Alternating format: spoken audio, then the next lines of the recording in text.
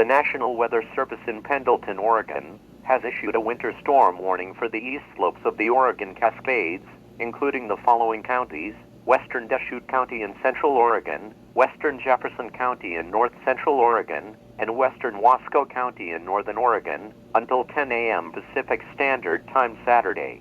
Heavy snow accumulations up to 2 inches with winds gusting as high as 35 miles per hour. Impacts: anticipate slippery road conditions. Persons should consider delaying all travel through the Cascade passes. If travel is absolutely necessary, drive with extreme caution. Consider taking a winter storm kit along with you, including such items as tire chains, booster cables, flashlights, shovel, blankets, and extra clothing.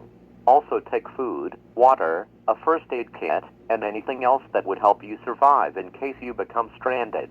Do not touch down lines, and report any power outages to your electric company.